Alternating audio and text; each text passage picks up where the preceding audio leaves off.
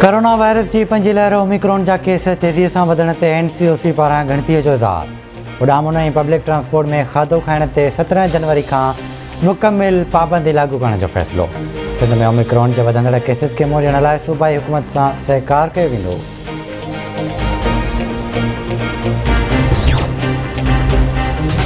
Corona virus की पंजी लहर ओमिक्रॉन जा केस वधण बावजूद सिंध में तालीमी इदारा खुलियल रखण जो फ़ैसिलो।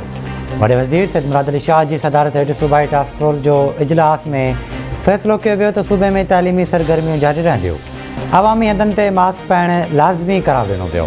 जेको सरकारी मास्क न पाईंदो उन ते ॾंढ विधो वेंदो। ॾंढ में 1 ॾींहं जी पघार जी कटौती करण की तजवीज़ ॾिनी वई। शादी तक़रीब में खाधो बॉक्स में ॾियण की हिदायत। मार्केटुनि में रुगो वैक्सीनेटेड माण्हुनि जी दाख़िला की इजाज़त हूंदी। इंतिज़ामिया खे वैक्सीनेशन कार्ड चेक करणु लाज़मी हूंदो।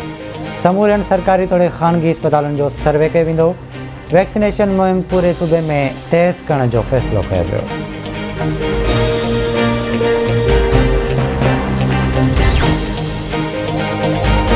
सॼे मुल्क में कोरोना जी बुलंद तरीन शरह कराची में रिकॉर्ड कई वई। गुज़िरियल 24 कलाकनि दौरान कराची में कोरोना की शरह 35.3 रिकॉर्ड थी।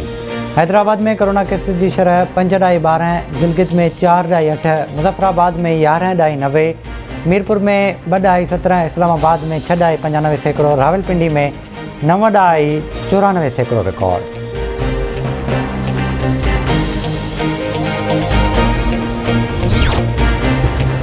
मुल्क में सनअतुनि ऐं एक्सपोर्ट के शोबे के हथी मिली है। PTI हुकूमत 3 सालनि में बुनियादी सुधार आंदा आहिनि। कस्टम पॉलिसी के BR ऐं टैक्स पॉलिसी के धार कयो वियो।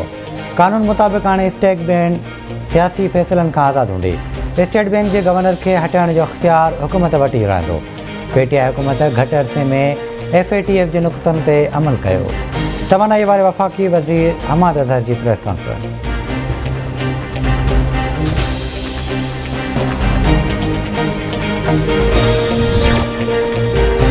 कराची में गोदाम की खोटाई दौरान जंगी हथियार और गोला बारूद बरामद। सेंट्रल ज़िले की पुलिस ओल्ड सिटी एरिया में गोदाम की खोटाई करे ज़मीन अंदर पूरियल वॾे तइदाद में हथियार, गोला बारूद और हेलीकॉप्टर, टैंक समेत ॿियनि हथियारनि जा ज़ंग जी वियल पुर्ज़ा बरामद करे वरिता। DSP न्यू कराची मुइनुद्दीन मूजिब बरामद थियल हथियारनि में पुराणियूं राइफलूं, pistol, revolver, anti tank, anti aircraft rocket launcher और एंटी टैंक गन समेत ॿियनि हथियारनि जा पुर्ज़ा शामिल आहिनि। बरामद थियल हथियार जंगियुनि में इस्तेमालु कया वेंदा आहिनि। इस्लामाबाद हाई कोर्ट अॻूणे चीफ जज राणा शमी, मीर शकील, आमिर गौरी और अंसार अब्बासी के फ़र्द जुर्म लागू करण लाइ 20 जनवरी ते तलब करे वरितो। लिखत में हुकुमनामे में चयो वियो आहे त अफ़सोस सां चवणो पइजी रहियो आहे त तोइन जे जवाबदारनि खे काफ़ी वक़्तु ॾिनो। जवाबदारनि जो इहो मौक़िफ़ रहियो त हिननि कुझु ग़लति नाहे कयो। रिपोर्टर, एडिटर और चीफ एडिटर जो मौक़िफ़ आहे। इहो मौक़िफ़ वञणु इल्तवा हेठि केसिस बाबति कुझु बि लिखाइण जो लाइसेंस ॾियण जहिड़ो हूंदो।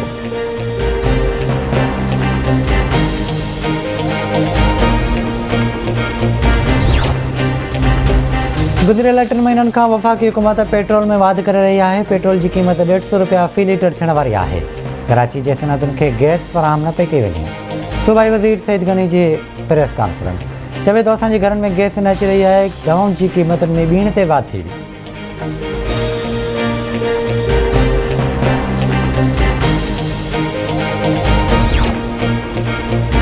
मुल्क में कोरोना वायरस के 4 मरीज़ फौतुनि जा गुण 3003 थी वियो।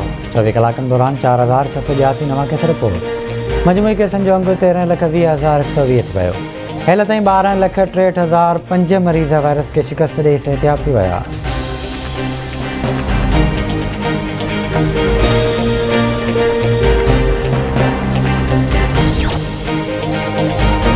नसीराबाद में गुज़िरियल ॾींहुं वहशी जवाबदारनि हथां अगवा ऐं बदफ़ैली खां पोइ बेदर्दी सां क़तल कयल मासूम ॿाड़े अब्दुल नवीद बिरोही जे केस में शक जी बुनियाद ते हिकु जवाबदार गिरफ़्तार। वाक़े ख़िलाफ़ शहरी इताद जे सॾ ते सियासी, समाजी, मज़हबी, अदबी और कारोबारी तंज़ीमुनि जो इंड साहिब ते एहतजाजी थियणु। मुख्य कातिलनि की गिरफ़्तारी जो मुतालबो।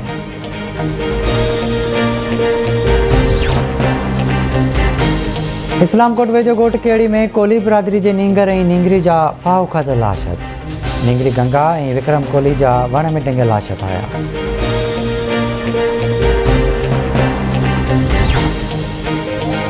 बाबरोजे कचे वारे इलाइक़े ॻोठ अरबाब शहर में शहर बिरादरी जे मिंदुरनि में झेड़ो।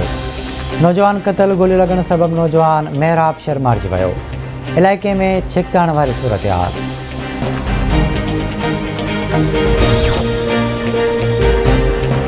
टंडो मोहम्मद खान भरिसां कार ऐं मज़दा में टक्कर, 2 ॼणा फौत 3 ज़ख़्मी।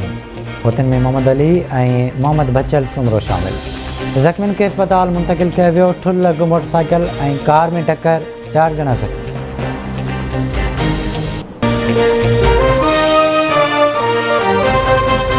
This headline news is brought to you by कुछ रिश्ता ठहंदा ई आहिनि हिक ॿिए जे लाइ, जीअं ज़ीरा प्लस आहे चांहि जे लाइ।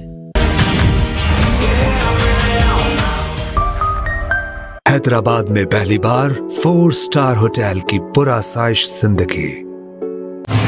मिलन फूड पेश करते हैं एक शानदार ऑफर, यानी हर बिरयानी पैक के साथ 1 चम्मच बिल्कुल फ्री।